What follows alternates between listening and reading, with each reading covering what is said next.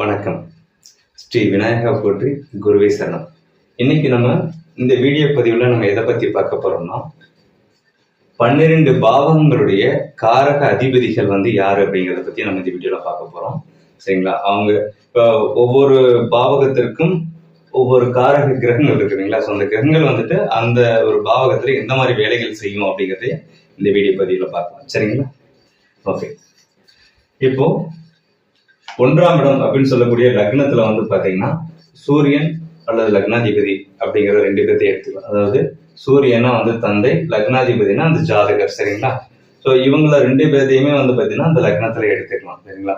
அந்த ஒரு திசா புத்தி நடக்கும் காலகட்டங்கள்ல இவங்களுக்கு உண்டான பலாபலங்கள் நடக்கும் அப்படிங்கிறத நம்ம எடுத்துக்கலாம். சரிங்களா?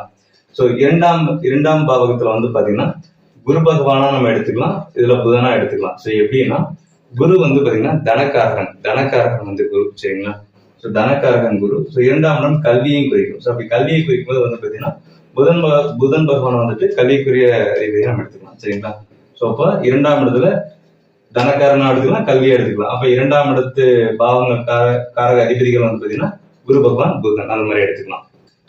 3ஆம் இடம் அப்படின்னு பாத்தீங்கன்னா இளைய சகோதரம். சரிங்களா? இளைய சகோதரம் 3ஆம் இடம். அப்போ சகோதரத்துக்கு அதிபதி யாருன்னா செவ்வாய் கிரகம். சரிங்களா? அப்ப 4ஆம் இடத்துக்கு பாத்தீங்கன்னா 4ஆம் இடம் சந்திரன், சுக்கிரன். சரிங்களா? சந்திரன் அப்படின்றது பாத்தீங்கன்னா தாயாரை குறிக்கக்கூடிய ஒரு கிரகம். அந்த லக்ன அதிபதியோட தாயார் யாரோ அவங்களை குறிக்கக்கூடிய கிரகம் சந்திரன். சரிங்களா?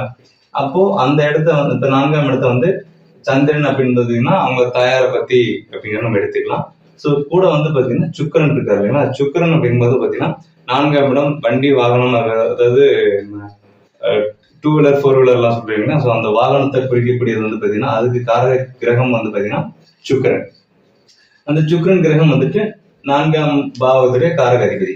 ஸோ 5ஆம் இடம் அப்படின்னு பார்க்கும்போது பாத்தீங்கன்னா குரு பகவான். சரிங்களா? 5ஆம் இடம் இந்த இடத்துல இங்க 2ஆம் இடத்துல பாத்தீங்கன்னா பணத்தை குறிக்கிறாரு. ஸோ 5ஆம் பாவத்துல பாத்தீங்க அப்படின்னா குழந்தையை குறிக்கிறார். ஸோ குழந்தைக்கு காரக அதிபதி அப்படின்னு யாரும் பார்த்தோம்னா நம்ம குரு பகவான் தான் காரக அதிபதி. சரிங்களா? இப்போ 6ஆம் இடம், அதாவது லக்னத்திலிருந்து 6ஆம் இடம் எடுக்கும்போது பாத்தீங்கன்னா 6ஆம் இடம் பாவகத்துக்கு என்ன எடுக்கலாம் அப்படின்னா சனி பகவான் எடுக்கலாம். ஸோ சனி பகவான் எதுக்காக நம்ம எடுக்கிறோம்னா 6ஆம் இடம் உத்தியோகம். ஸோ அப்படிங்கும்போது பாத்தீங்கன்னா வேலை இல்லையா? அந்த வேலை அப்படிங்கிறதுக்காக வேலைக்கு அதிபதி சனி பகவான். சரிங்களா? அப்ப 6ஆம் இடம் சனி பகவான் கூட செவ்வாய் நம்ம எடுக்கலாம். அது கூட பாத்தீங்கன்னா புதன் பகவான் எடுக்கலாம். ஸோ ஏன் செவ்வாய் எடுக்கலாம் அப்படின்னா இப்போ பாத்தீங்கன்னா இப்போ சகோதரம், இதுல சகோதரம் பாத்தீங்கன்னா உங்களுக்கு ஒரு 2 தம்பி இருக்காங்க, 3 தம்பிங்க இருக்காங்க அப்படிங்கும்போது பாத்தீங்கன்னா இது முயற்சி பாவகம் அப்படிங்கிறது பாத்தீங்கன்னா உங்களுக்கு 3ஆம் பாவகமா வரும். சரிங்களா? வளர்ச்சி பாவகமா வரும். ஸோ அதுக்கப்புறம் புதன் பகவானே எடுக்கிறோம் அப்படின்னா இந்த 6ஆம் இடத்துக்கு தாய்மாமன் அப்படின்னு சொல்லக்கூடிய புதன் பகவான் தாய்மாமனுடைய காரக கிரகம் அப்படின்னு சொல்லலாம். சரிங்களா?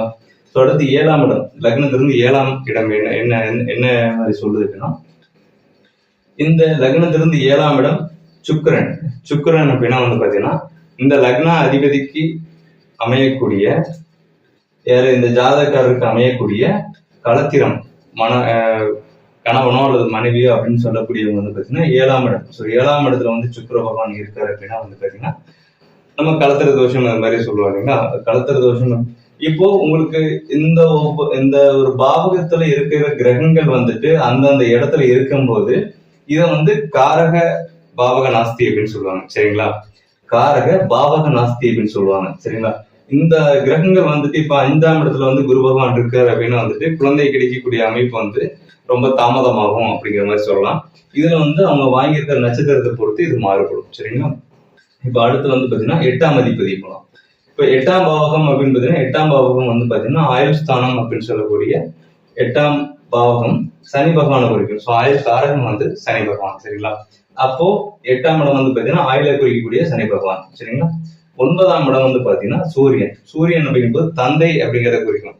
இந்த ஜாதகருடைய தந்தை அப்படிங்கிற நம்ம எதை பத்தி பார்க்கணும்னா 9ஆம் பாவகத்தை நம்ம பார்க்கணும். அதுல 9ஆம் பாவகத்துல சூரிய பகவான் இருக்காரு அப்படிங்கிற பட்சத்துல தந்தைக்கு சில பிரச்சனைகள் இருக்கு. அதாவது காரக பாவக நாஸ்தி சொன்னா இல்லையா? அப்போ தந்தைக்கு ஏதாவது பிரச்சனை இருக்கு அப்படிங்கும்போது அது எந்த காலகட்டங்கள் இருக்குன்னா திசா புத்தி காலகட்டங்கள் வரும்போது இந்த மாதிரி பிரச்சனைகள் வரும். சரிங்களா? இப்போ அடுத்து பாத்தீங்கன்னா ஸோ 10ஆம் இடம் அப்படின்னு பாத்தீங்கன்னா சொந்த தொழில் அப்படின்னு சொல்லுவாங்க. இந்த சொந்த தொழில் வந்து பாத்தீங்கன்னா சனி பகவான் வந்துட்டு 10ஆம் இடத்துல இருக்காருன்னு வச்சுக்கோங்க, தொழிலை குறிப்பாரு.